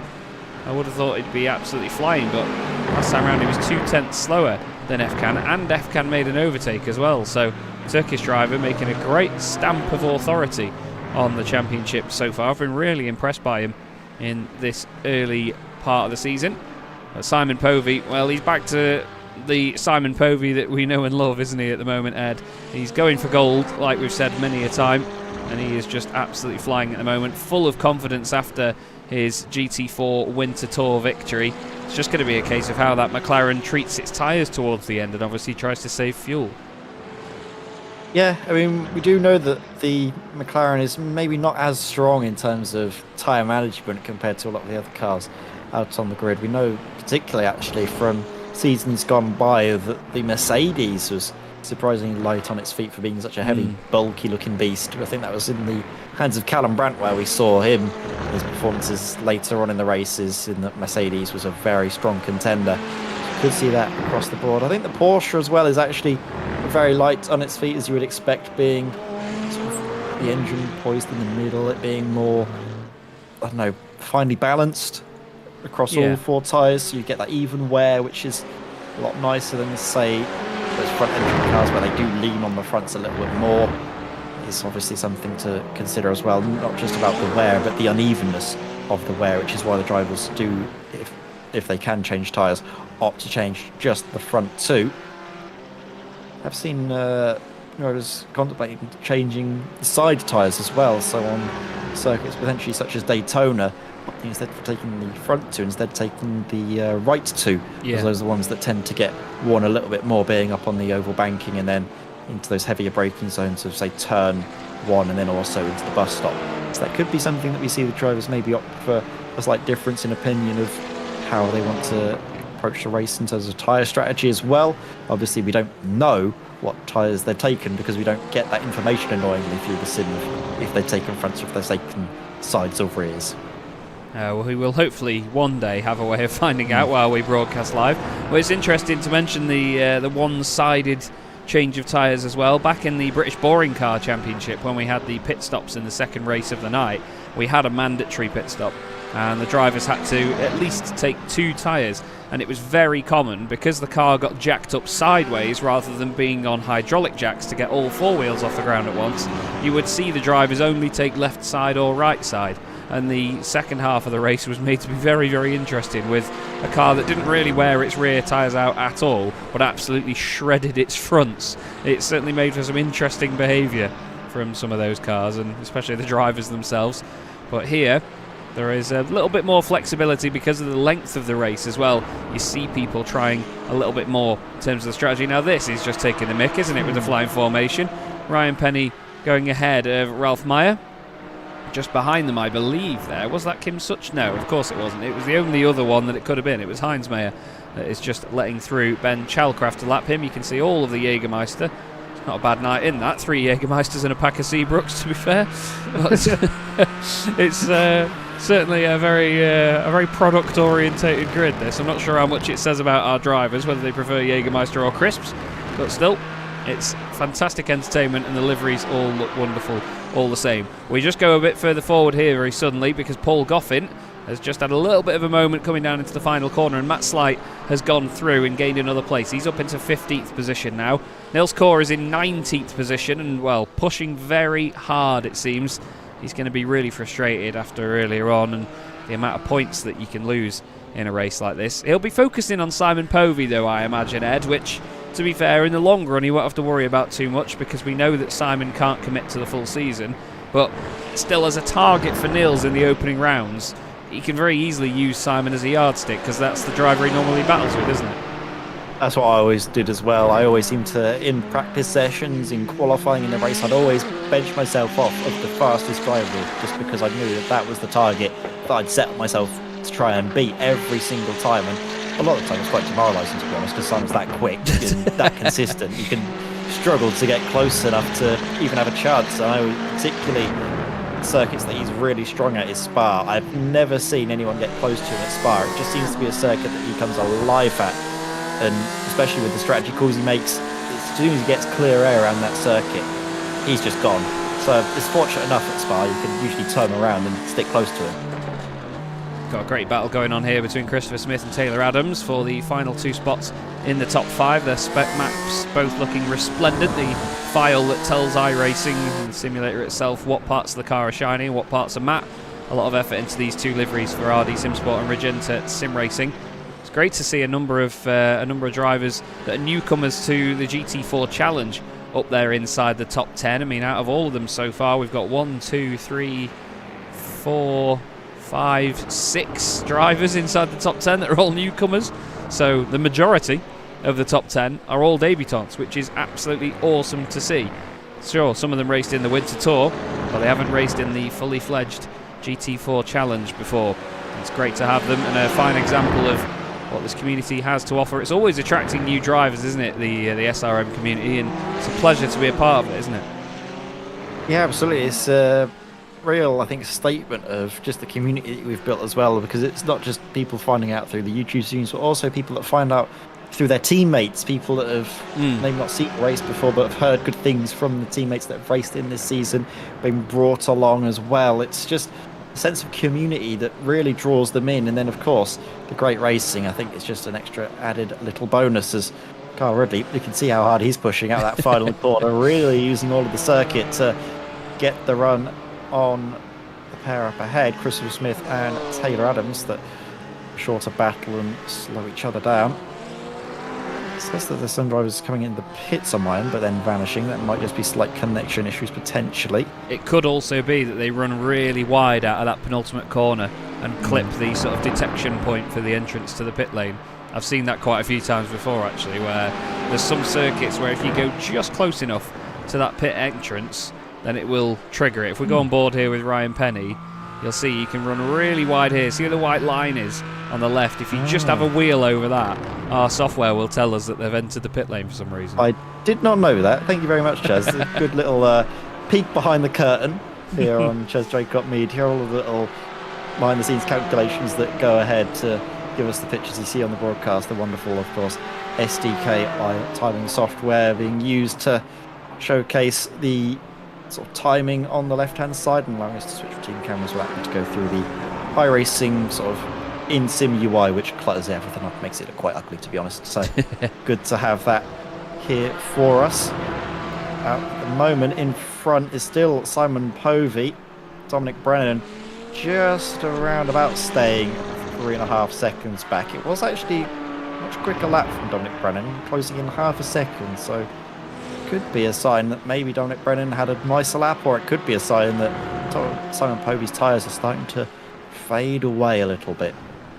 Danny Lee is staying in touch as well, actually. He was about a tenth quicker than Dominic Brennan on top of that last lap as well. The cars behind him were about 0.4 of a second off, so in the later stages of the race here, Danny Lee has come alive, but very subtly under the radar. But He's a fantastic personality to have in the championship. When he asked me about signing up, I was very, very excited to have him on the grid. And he's got a great YouTube following as Danny, and he certainly knows his stuff, so it's another lovely personality to have on the grid as a newcomer to the championship. We do need to look back at this, actually, because one thing we always do here on Chaz Draycott Media is try and highlight all of the battles up and down the order, not just those that are near the front. And we have this 3-car scrap still going on. Ryan Penny, Ben Chalcraft and Ralph Meyer are all battling together for position here. I thought earlier that it was all just Ben Chalcraft coming through and lapping these guys. Unfortunately, I was very, very wrong. But we have a good battle on our hands with the Oris Racing Yellow, Minardi Simsport and Oris Racing Green cars. Not that you can tell the difference between the Oris Racing Green and Yellow. Cheers, boys. But still, Chalcraft in the Seabrooks branded Minardi Simsport car is trying to get that final championship point. That's the pivotal thing here, Ed. 1 championship point for 20th place is what's on the line. Yeah, and that's what the drivers are really desperate to get, isn't it? Points at the first, or a point at least on the first race of the season is always a welcome one. At the moment, Ben Chalcraft is looking hungry to chase that one down. That was a very subtle joke. That was very subtle. As you can see, I was waiting just to let it sink in. As you can see him now climbing up the hill in towards the corkscrew. Really gets it nicely hooked up. But then just the power that the car can put on the exit just isn't there in comparison to the Porsche. It just seems to be very snappy, Porsche, which is, I think, a good thing to have at this circuit, but maybe not at others. Tracks with tighter technical corners like Laguna Seca. This is going to be, I think, more of a favoured circuit for the Porsche. But then when we get to maybe areas with a bit more of a straight line speed emphasis, I think particularly Daytona, we're going to see that the BMW is just going to be in a class of its own. That rocket ship in a straight line. Oof. I dread to think what the others are going to have to do to try and keep that at bay.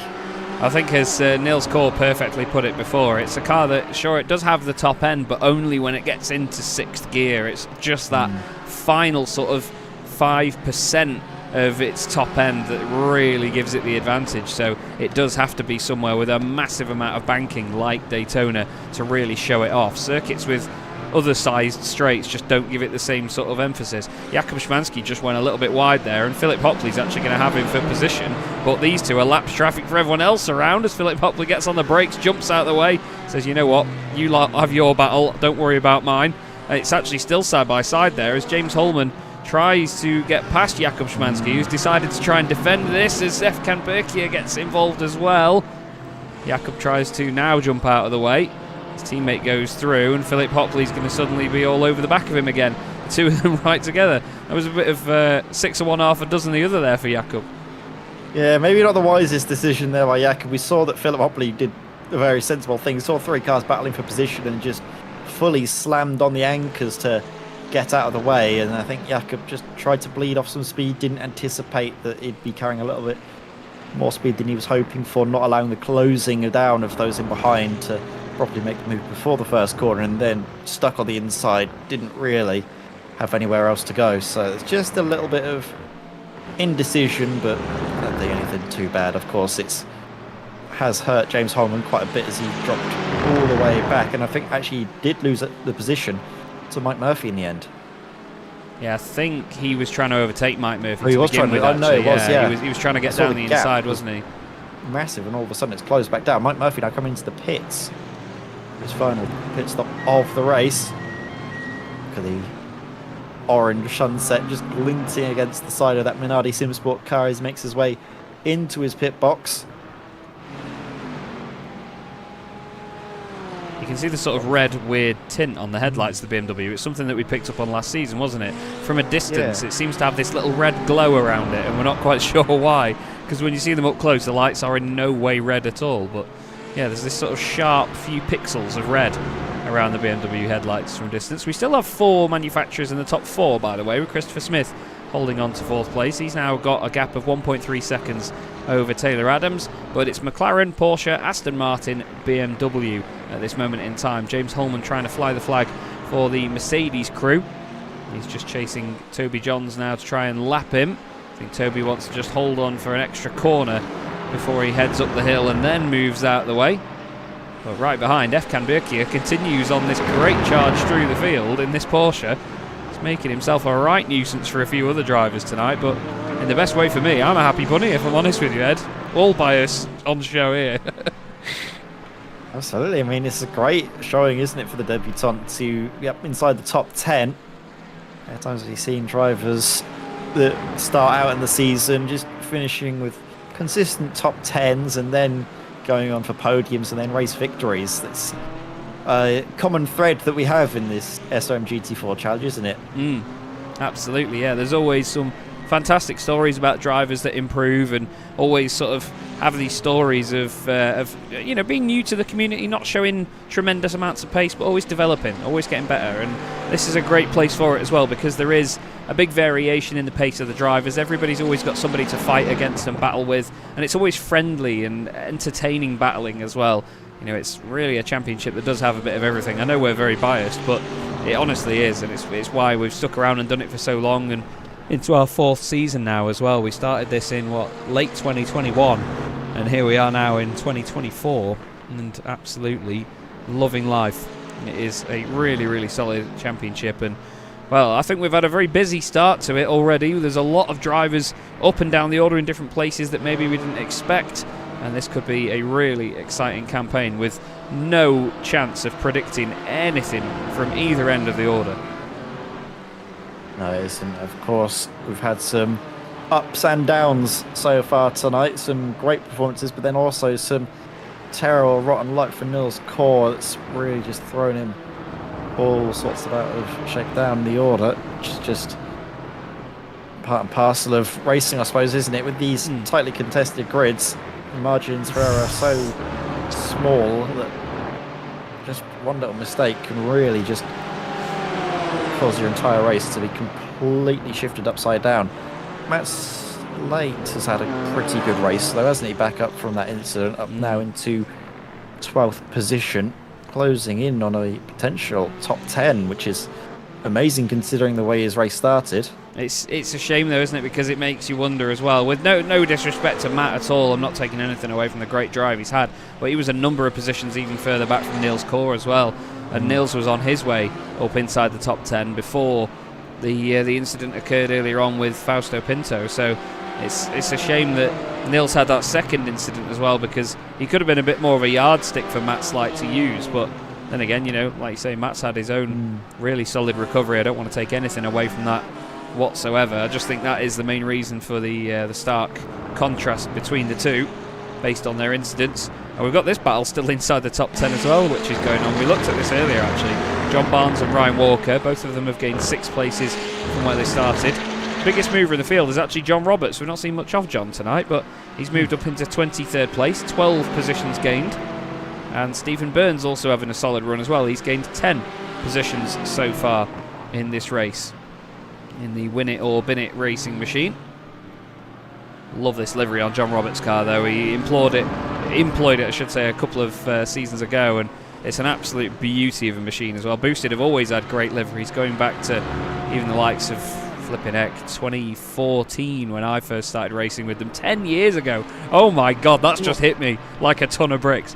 I'm going to have been on iRacing for 10 years this October. That is terrifying. I'm going to go have a lie down.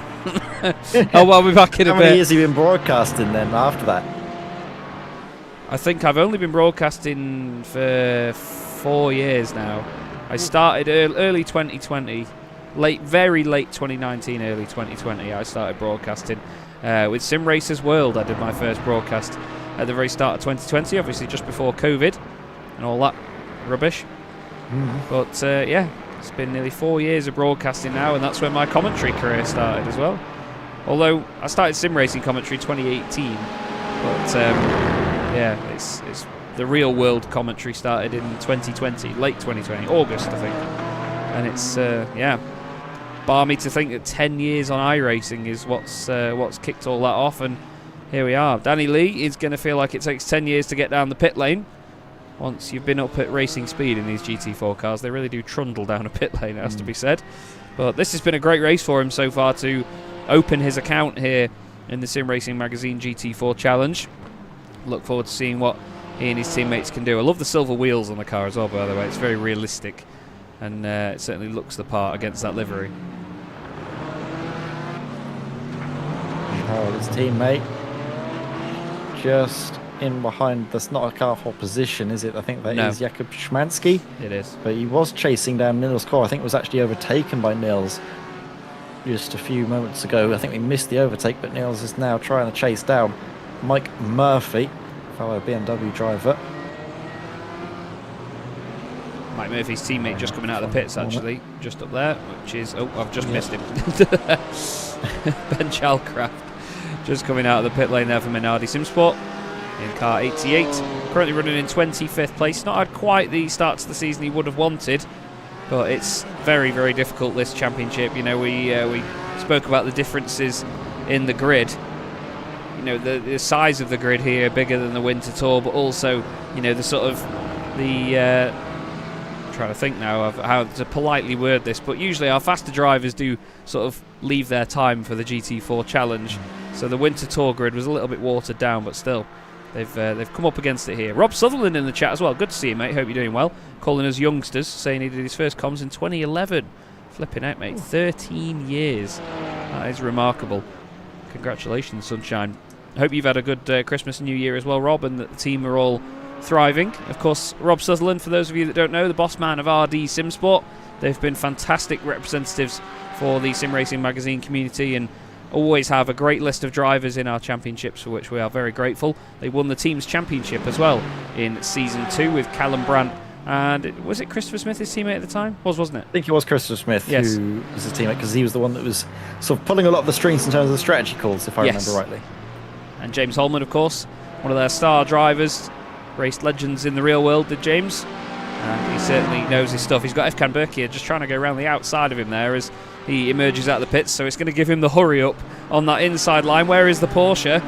Just behind, I think, is the answer, and yes, he is. He's going to stay there, is he, or is Efkan going to go down the inside? No! Ooh. James holds on. Fantastic stuff. But only 5 minutes of the race left to go now. This is going to be an all-out sprint race to the end for these guys. We've still got cars leaving the pit lane. Nils Kor just leaving the pits as well.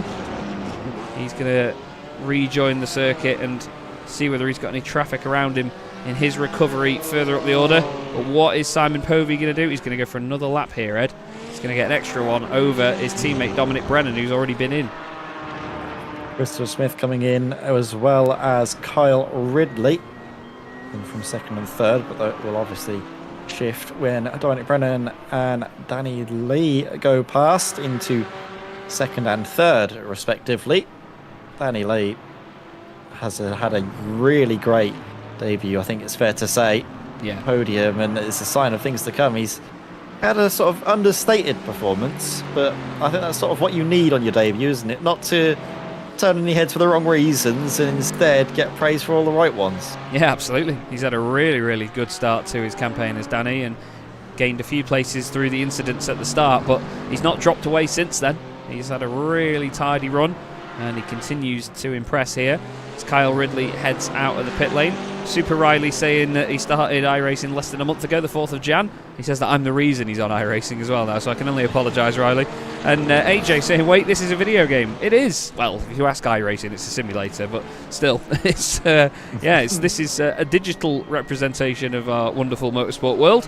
Everybody here racing online from their own sim racing rigs, their own bedrooms, offices, all sorts, with wheels and pedals. I don't think there's anyone in the championship that uses a controller, but they all use wheel and pedal setups that can cost anything from less than £100 to thousands of pounds when you get motion rigs involved, and all of them have a fantastic time doing it, and it's a very solid simulation of it.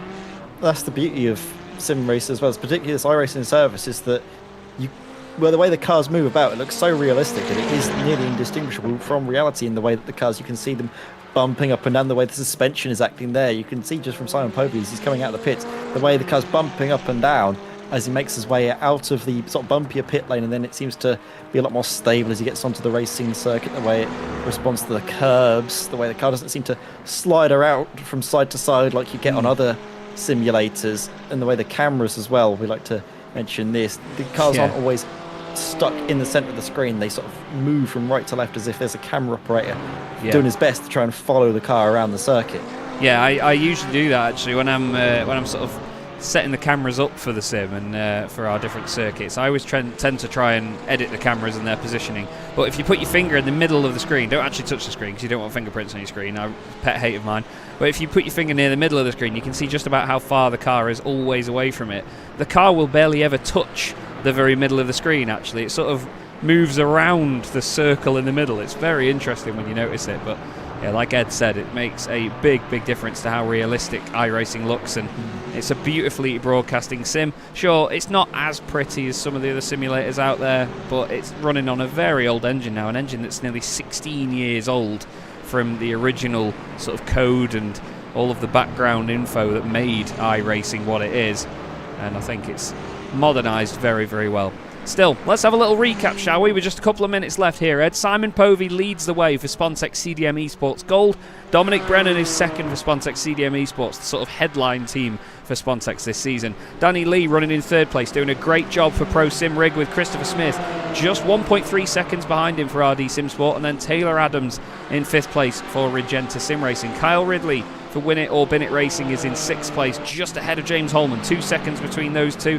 And then Efkan Berkier is next up in 8th place. Then it's Mike Murphy. He's having a solid run inside the top 10, and so too is Dean Powell for Danny Lee Pro Sim Rig. Just outside the top 10 there we have this battle going on between Walker, Horder and Barnes, all of them together now. Barnes of course does race for Boosted Motorsport, but he's as a privateer in this campaign because you can only have 2-man teams. Yeah, and John Barnes is going to probably look to make a case for himself for being a part of that team as he goes up the inside of Mike Horder. Maybe just either lets it or gets it all wrong in towards the first corner. John Barnes now seeing if he can chase down Ryan Walker before the end of the race. Get some points away from Satellite Racing. Of course, Satellite Racing, I think they're a team that we could potentially keep our eyes on for the Teams Championship, but not here tonight because, of course, Ryan Walker's teammate Niels Kaur has just not really been able to get any form of luck and has been struck all the way down into 17th place, which is very likely going to finish unless he can really close the gap down on Paul Goffin before the end of the race. I think the checkered flag is about to wave, or not about to wave, we've had the white flag now, isn't it, for Simon Povey, who's just gone through into turn 1, so the drivers have a little while longer to go in the race than they might have calculated. That could throw some fuel planning off balance. Simon's pretty much only just, hasn't he, gotten through to start this final lap. And Niels Kaur's just on a purple sector 2. So Niels Kaur really pushing on in the final moments, but what can you say about Simon Povey? He's one of the most winningest, yes really, that is a word, one of the most winningest drivers in the Sim Racing magazine community, whether it be our special events, the GT4 Challenge or the Winter Tour. He's running this gold livery as a celebration of his Winter Tour campaign. He's fallen out with me for making him run it for this season because he feels like a clot, but I tell you what, it's certainly looking good for him at the moment. It's been an absolutely immaculate performance to start a campaign where it's a massive shame that we won't have him all the way through. But he's shown everybody what the McLaren can do. He's shown everything that he's got to put on the table with the confidence to win here. And Simon Povey wins the first round of the Sim Racing Magazine GT4 Challenge from Laguna Seca in dominant fashion. Spontex CDM Esports get big championship points out of Dominic Brennan as well with a really strong second position. And how's this for a debut, Ed? Danny Lee is going to take a podium position for Danny Lee Pro Sim Rigs Racing Team.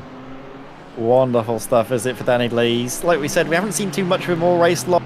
He's caught up at one stage by, I believe it was James Holman that was threatening to put pressure on him, but seemed to handle that very well and got ahead into a comfortable third place finish. Wonderful stuff for there as Kyle Ridley gets up into sixth place for Win It or Bin It Racing. Good points on the board for him and his team as Efkan Berkier on his debut gets a top 10 finish with a very respectable 8th place. I certainly think there's a lot more to come from him on account of just the excellent racing we've seen. Certainly one to watch for the future as he develops.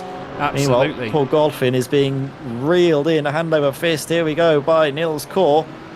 Niels, can he find any headway? nice exit potentially. Is it going to be a drag race up to the line? It is. I don't know if Nils is going to have enough time and space to get the move done. He won't. He finishes in 17th place behind Paul Goffin, who finishes 16th. Stephen Burns gets some more points for Win It Racing and himself in 18th. And I think we've got a couple more drivers just waiting to come across the line. Actually, Ryan Penny takes the final point scoring position there in 20th, with Kim Such there in 19th, grabbing an extra couple for himself. Well, what a fantastic season opener we've had here at Laguna Seca.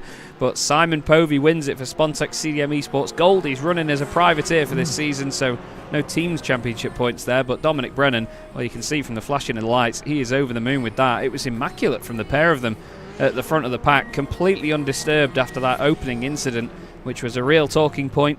The contact, of course, between Matt Slight and Nils Kaur, both of which then finished further down the order. Matt finishing 13th, Nils Kaur finishing 17th. Nothing untoward in that, though, at all.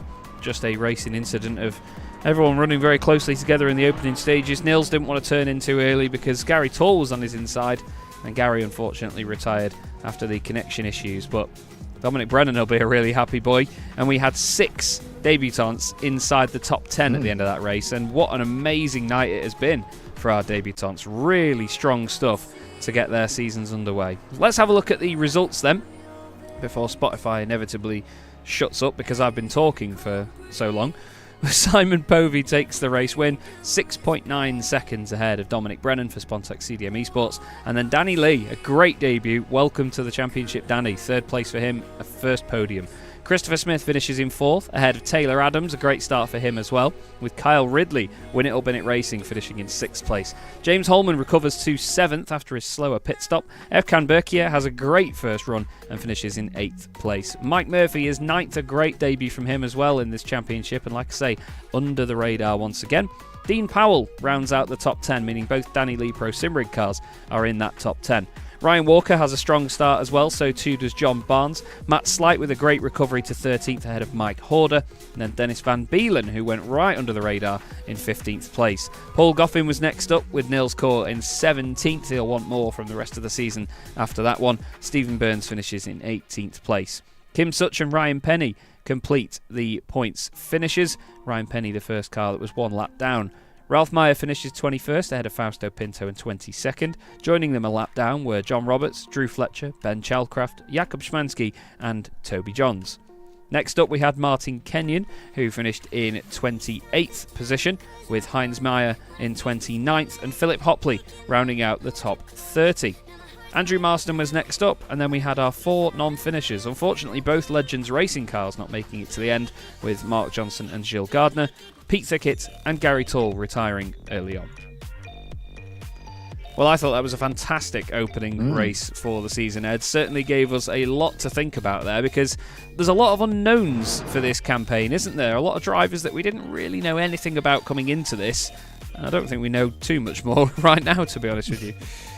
Not particularly, but it is great, isn't it, just to see those new faces getting along pretty well, all things considered. We saw obviously a few hiccups there for a couple of, I think Matt Slight is someone that I think we'll be looking to bounce back on the second round of the season in a week's time, but certainly the likes of Efkan Berkier, who I think was a real revelation. Obviously struggled to get into the rhythm of the race earlier, a few mistakes here and there, but then as it developed, I mean, that move around the outside to get up into 10th place, that was really, really impressive by Efkan, and I think it's a sign of things to come for him, that he's a very, very handy driver once he settles down into the rhythm of things for the SRM GT4 Challenge. And as well, you've got to say, Danny Lee doing everything he needs to do on his debut. Yeah. Good, strong podium, finishing little ways off of Simon Povey in his just raw pace, but we do know that Simon isn't going to be there for every single round, and obviously you want to have a benchmark to go for, and I think Simon is definitely that. Yeah, certainly is. He just dominated that race, and even without the incident behind, you know, like you say, the pace was just absolutely spot on all the way through from Mr. Povey, and there's a reason that he won the first ever running of this championship, and he's shown us all that he wants to try and get another crown, or he would do if he was about for the whole thing. So he's going to have to settle for the Winter Tour crown for now. Unfortunately, though, Ed, it doesn't look like we're going to get any interviews for this evening, so we may have to cut things short here. Yes. But to We'll see if there are any people that hop in the meantime, perhaps. Obviously, we can, in the meantime, I guess, talk about Simon Povey and his race. I mean, the headlines do write themselves, really. The golden man with a Midas touch, taking victory in the golden California sunset, seems to be his forte, doesn't it? And now we have a lovely gold paint job that we can give him some friendly ribbon for as well. Oh, absolutely. There's been plenty of that already. I sent him a picture of the livery, and he joked about it being gold, and he instantly told me that he is not running it in any circumstances. Eventually, he came around to it though, and thought it was good fun. But yeah. Oh, look, here he is. Oh, You can see him there. here we go. See, this is exactly what we wanted. This is what we were hanging around for. Mr. Povey, welcome to the box, my friend. You must be, well, beaming after that. You must feel golden. Oh God, here we go. Yeah, that was good fun. I don't know what happened behind, but obviously having Dom behind took the pressure off. And I knew he was going to be quick. I already knew from the way Gary was driving in practice that the Cayman was going to be good throughout a stint, whereas the McLaren kind of faded quite badly. So just played the fuel-saving game, and yeah, it worked out okay. And what was it like traffic-wise tonight? Because it's quite a short lap around here at Laguna Seca, and there's not many places to get by without a bit of compromise, is there? No, it wasn't too bad. I had, I don't know whether you caught it, I had a bit of a sketchy moment with Phil Hopley. It's just a bit of indecision of who was going where, and then I had another one where I nearly spun and hit the pit wall, checking my relative at the start of, towards the end of the race. But yeah, no, traffic for me was okay. Everyone's in this league's really respectful anyway, so Yeah. you probably saw me popping up with thanks quite a few times because yeah, people are respectful and move out of the way when they can. And that's one of the things about this, you know, Ed and I have been sort of singing the praises of the drivers all the way through, with the fact that, you know, sure, there's incidents here and there, but it's racing at the end of the day. It's still competition. You can never get rid of that with the cleanest drivers in the world. But, you know, there's always been that same positive energy coming into a championship and even finishing championships as well here, hasn't there? Yeah, and that's why I love this league. Everyone gets on well. It's competitive racing, but yeah, there's a lot of respect between people, and everyone's up for a laugh as well. Well, that's the best bit about it, Simon. And obviously, It is. one of the talking points is that we won't have you for the full season here this time round, because you're going to somehow match the number of the car, or the number on the side of the car, with the arrival. But talk us through your sort of thoughts for the rest of the season, because obviously we'd love to have you around, and you know the confidence from tonight must be a big boost. Yeah, I'm just going to have to see how it goes. Maybe we'll get lucky and we'll get a baby that sleeps, but knowing what our other two are like, it's yeah, they're pretty bad at that. Yeah, we'll see. I'd love to do the rest of the races, but I don't know. Yeah, my wife's got a proper waddle on at the moment, so I kind of feel like it could be any time. It's due in about 3.5 weeks, I think. Wow, fair play. So yeah, I'll just hang on.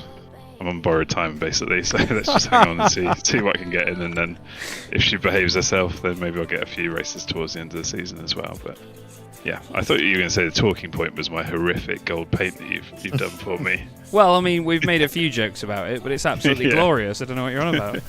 But either way, Simon, we obviously wish you and your wife all the best as well. And thanks. Obviously for the arrival of baby number 3. And congratulations, of course, not just for that, but the win as well. And we hopefully will speak to you again very soon, mate. Have a good night, yeah?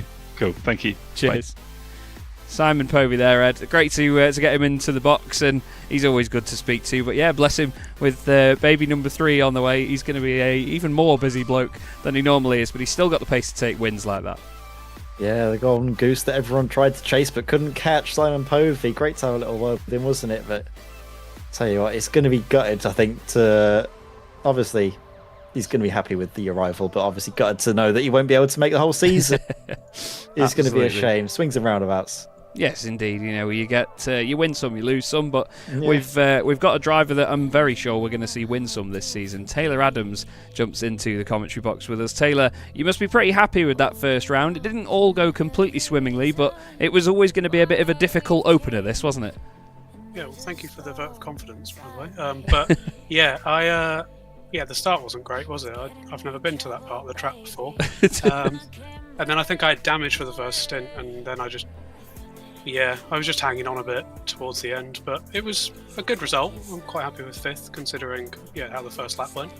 I was going to say the recovery was very subtle to sort of get back up there into that top 5, but sometimes no news is good news, isn't it, in a race like that, where it's not always constant drama. It's a bit more of a chilled scenario if you can get some solid points without having to claw and scrape at everything for them.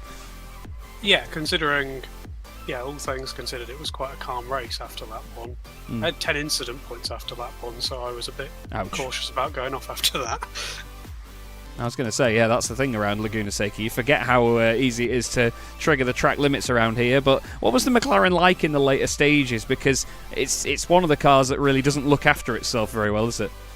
Yeah, I was really struggling with the fronts a lot, which was costing me. But I think that everyone knows the strategy, don't they, of taking fronts at the pit stop. So that helped a bit. But then, I would then, towards the end of each stint, just drop off massively.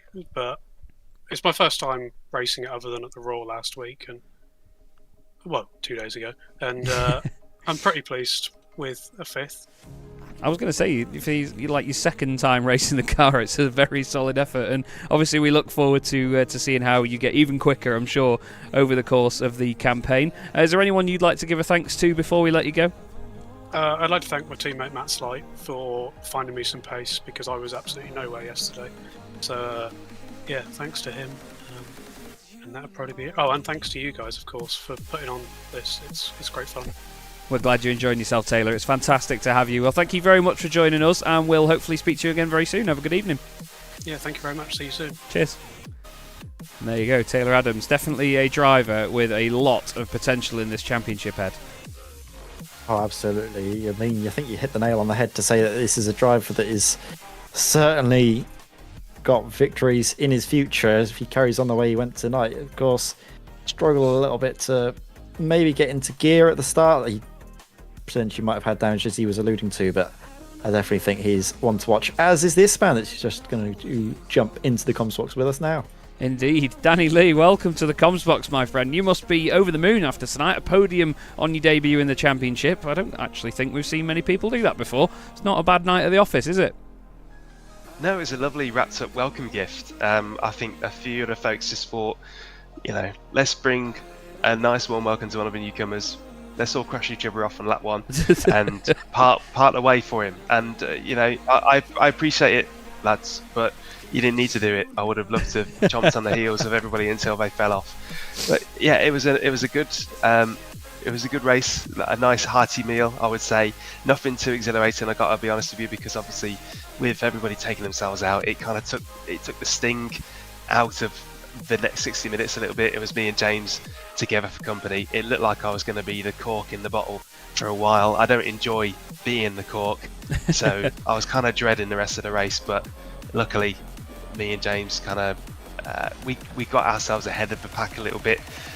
That's no good news for me, because James, I need somebody to be basically snagging James's heels to take the heat off me. So I fully expected to be battling for the remainder of the 60 minutes, and it was a good introduction to things here.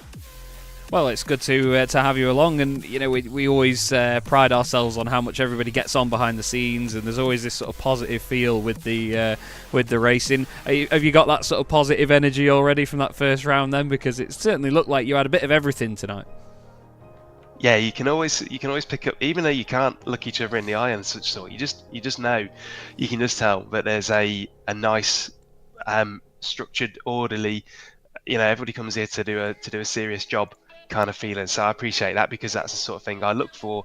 I want to have a nice even playing field and everybody just do their best and have a good time doing it. And I get that impression because the racing was clean. The incident at the start, I just reviewed it and replay.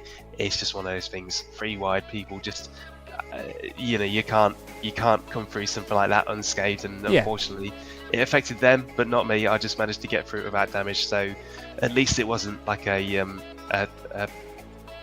kind of a spoiled race from the start for me, which would have been frustrating. So hopefully next round we can see everybody putting on the boxing gloves again and actually getting a few punches in. Yeah, well, absolutely. We go to Road America next time, and that's always a good belter of a circuit. We've had a decent special event there in the past as well. But before we let you go tonight, Danny, is there anyone you'd like to give a quick shout out to before you go?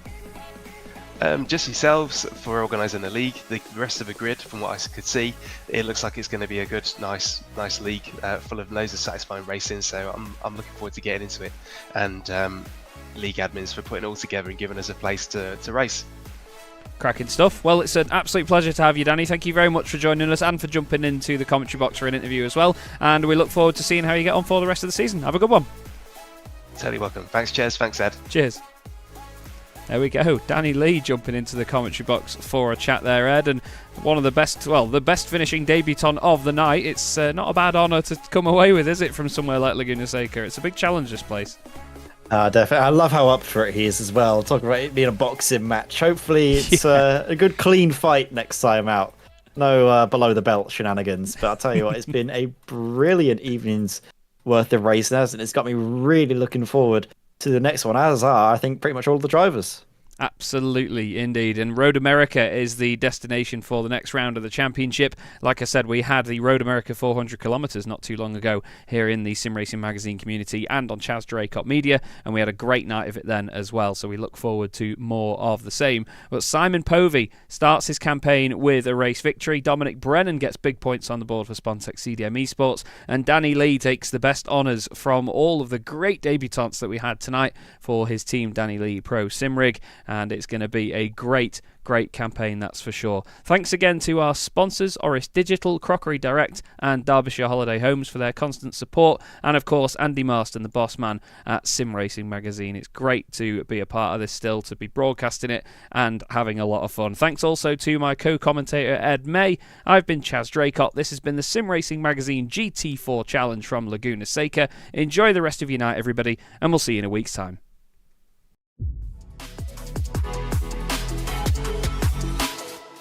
4 French drivers at the French Grand Prix trying to win this on the final lap. They're 3 wide again. Guillaume down the inside.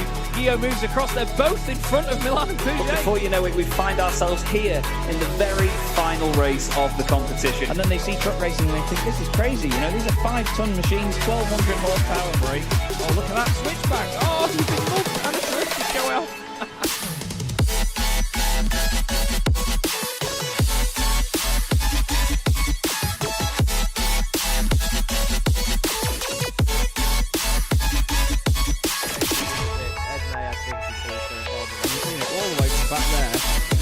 Ben Gregory now, I love it. 18.5 minutes gone. Senna Lanson tries to go for the race lead.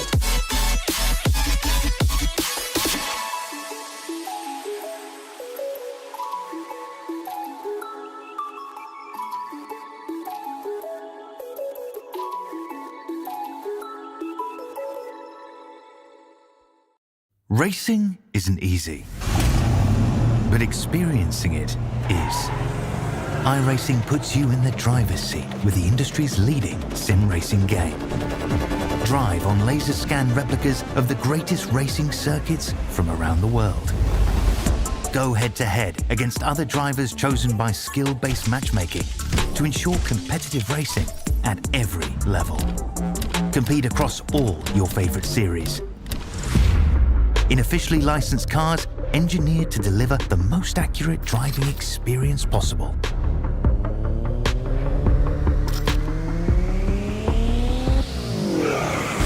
Join a race or host your own with players from across the globe. Race against the computer or in a league with friends. Feel the thrill behind the wheel. Visit iRacing.com.